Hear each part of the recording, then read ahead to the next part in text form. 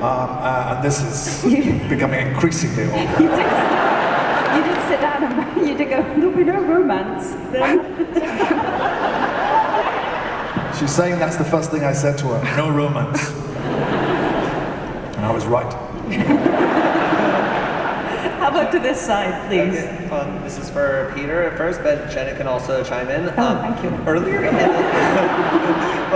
in wake of Stephen Moffat leaving writing for Doctor Who, earlier Peter said in an interview that BBC is potentially taking Doctor Who for granted. What do you think can be done to address this issue from both the fans and the writer's perspective? I was just voicing my concern about the transmission time of the show in the UK. I have the greatest of respect for the BBC. The BBC is an extraordinary organisation. It's paid for by the taxpayers in the UK. It's, you know, it belongs to us, to all of the people in the UK who pay their taxes. It's their organisation.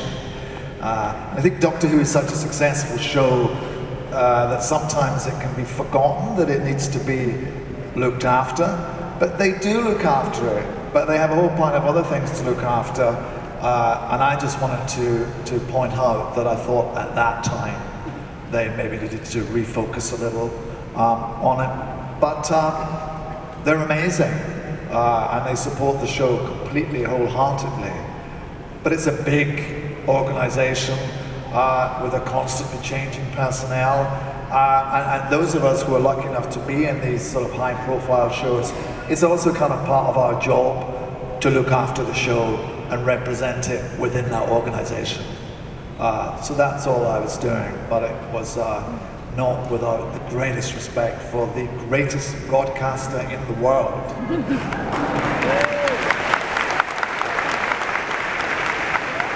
Jenna, anything to add? Ditto that. Over here, please. Hi, this is for both of you. If you could take one prop from the show that does not include the TARDIS, what would it be?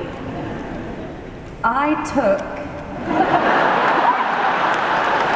a clockwork squirrel, a piece of TARDIS that's missing, and also my TARDIS key on a necklace. So as long as they haven't changed the locks. What are you going to take? I'm not. Where am I going? Eventually.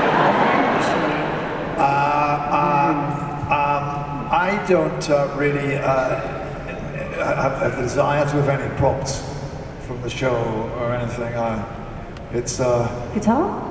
oh yeah, no, the guitar. I have the guitar. What am I saying? Yes, of course I take the, and in fact they very kindly gave me, there was a second guitar which I used in the last episode of the last season because my original guitar was off on the TARDIS and I'd lost the TARDIS, and they gave me that as a gift at the end of the season, so that was fabulous. So yes, of course I would take the other guitar and any other guitars and show up. Over here, please. Hello. Both of you, your first appearance on the show was before you became regulars on the show, and one was a different character and the other was sort of a different character. How did that first time being on the show impact what you did later? It's because they kind of were different and they're different ideas, different motivations. For me, it was kind of an improvement because the first 2 days as Oswin I spent on set, there was no one else there.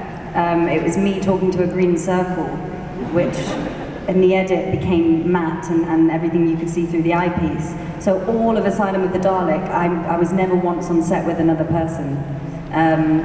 So going into playing Clara against Matt and against other live humans was really good.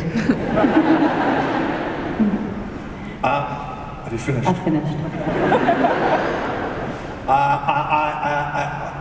Well, I just thought that was going to be my only ever time in Doctor Who was going to be in the fires of Pompeii.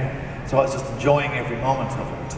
But of course, I knew it was a character with an episodic. He only had to exist in that episode, so I didn't have to kind of color him